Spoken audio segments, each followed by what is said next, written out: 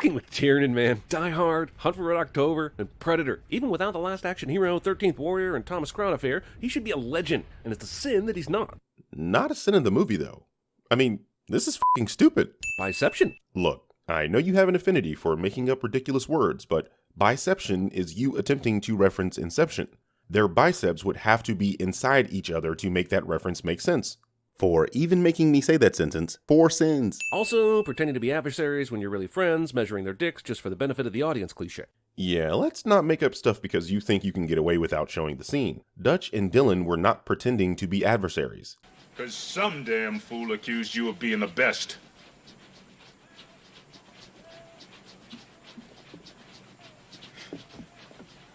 Dylan!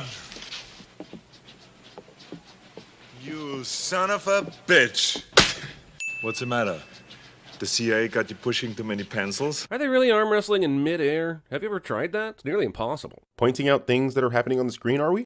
I think we have a cliche for that. Arnold, Apollo Creed, Jesse the Body. Man, this was kind of the Expendables before the Expendables felt the need to exist. Again, that's not a sin of this movie. That's a sin for the Expendables. Also, Arnie and the Body, 2 future governors, were together in 2 movies this year, including The Running Man. It's like 1987 was giving a terrible warning to California and Minnesota that only Elon Musk could have figured out. But he was only 16 and nobody listened. Jesus Christ, it's like this entire video is going to be you talking about shit that has nothing to do with this movie and somehow sinning it. This is all because you want to ride the trend train because a Predator movie is coming out this week. You know what? I'm changing my disclaimer.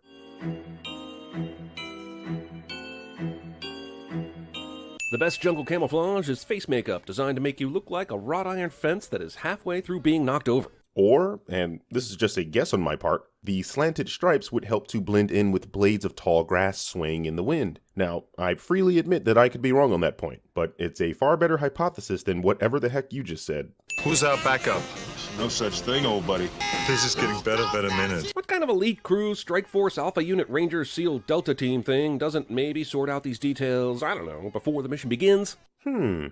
Maybe the kind that says, My team always works alone. You know that. Okay, if this is eye black to help with glare from the sun, like baseball players use, you've gone too far. If this is like Robert Downey Jr. in Tropic Thunder, you've gone way too far. But we've already established that it's face camo, so there is no too far to go. Also, Jeremy makes a pop culture reference. Bunch of slack-jawed around here. Ladies and gentlemen, the former governor of the great state of Minnesota. Who is an actor and is acting in a movie. I mean, I can point things out on the screen as well. Like, if you look in the upper right-hand corner.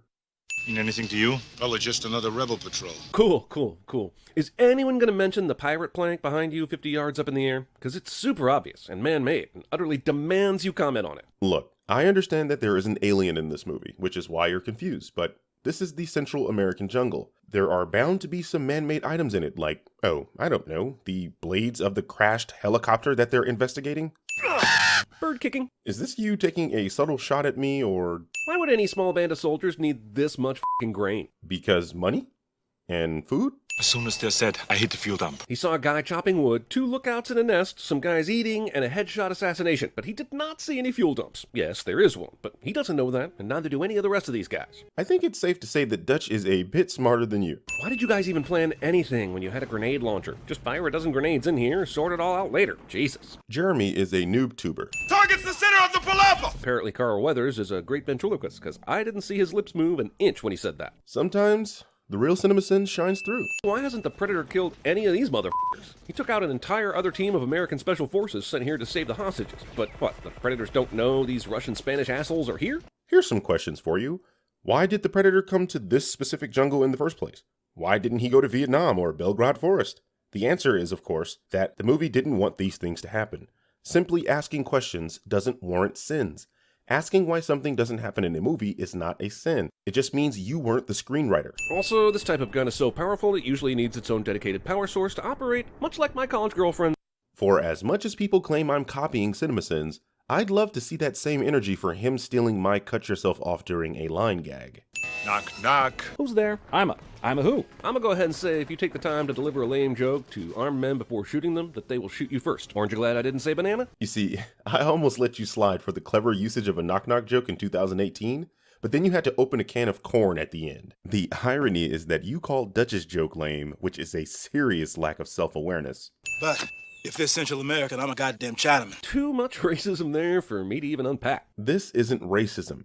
Mac is stating that the soldiers aren't Central American, something you stated earlier, and he's drawing a parallel by pointing out his own blackness, stating that if they're Central American, then he's Chinese, which means it obviously isn't true. If you're referring to the term Chinaman, sure, that's offensive today, but in 1987 it wasn't.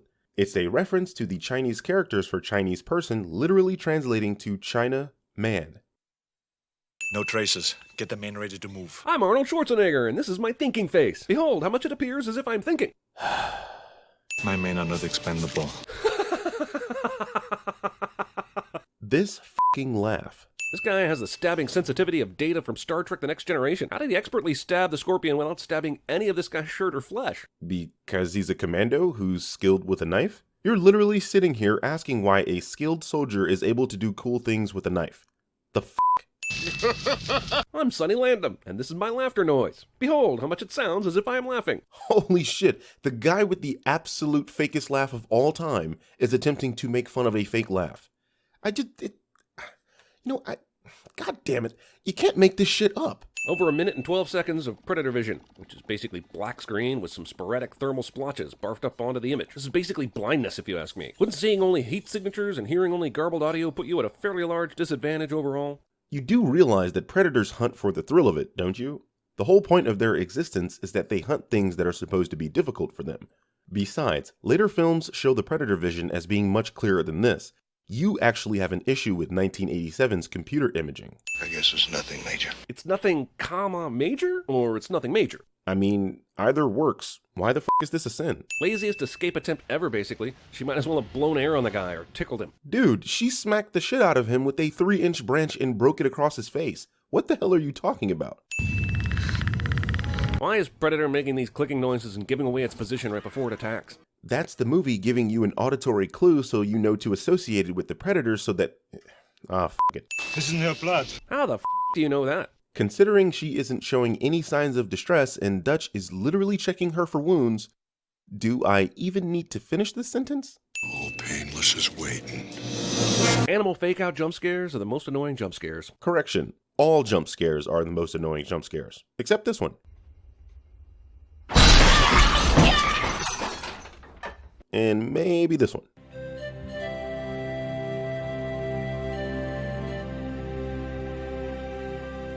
Nope, we're not playing the whole thing.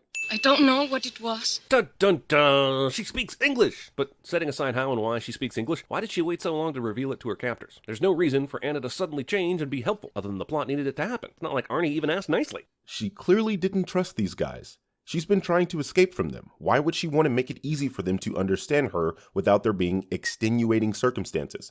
And these are clearly extenuating circumstances. Ah, he did the old I pulled out my knife and it seems like I might kill you, but I'm actually cutting you free trick. Ah, you're pulling out the things that are happening on the screen cliche.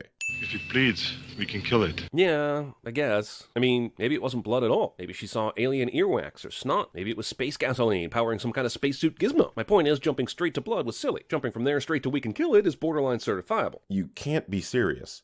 They shot up the entire goddamn jungle, and then you think that otherworldly goo should have been mistaken for earwax and not blood? And then you go even further, suggesting that Dutch deducing that he can kill something that is alive, and I'm going to pause for effect here, is silly.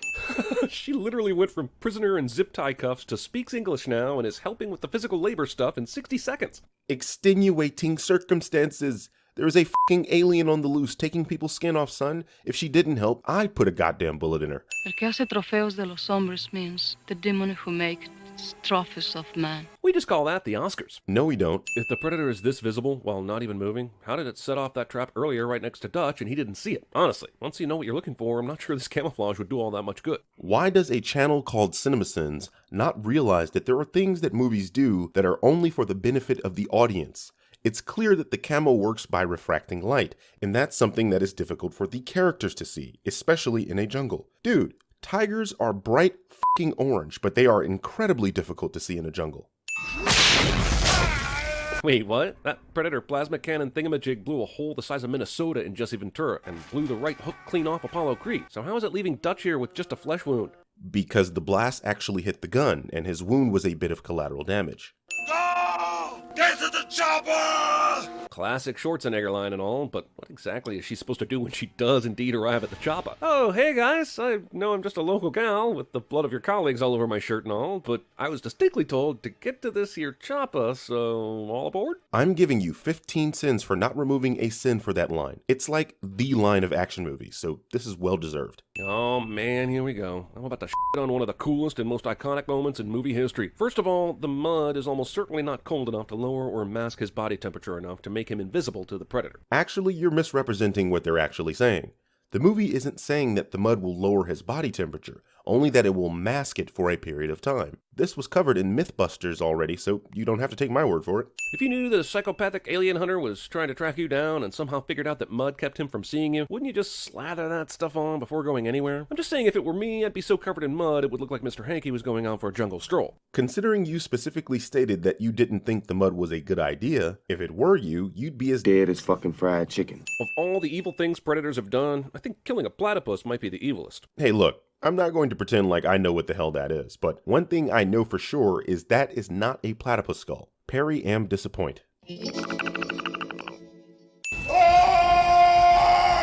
Arg. Missed opportunity for a Tarzan joke. I swear if Chris Hansen popped out right now, I'd take off 50 cents. That's actually not a bad joke. See?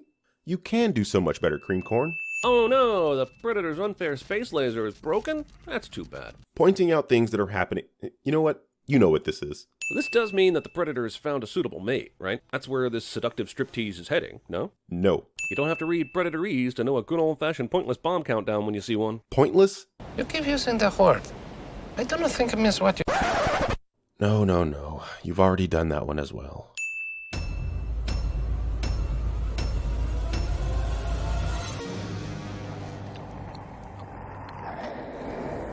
You one ugly motherfucker.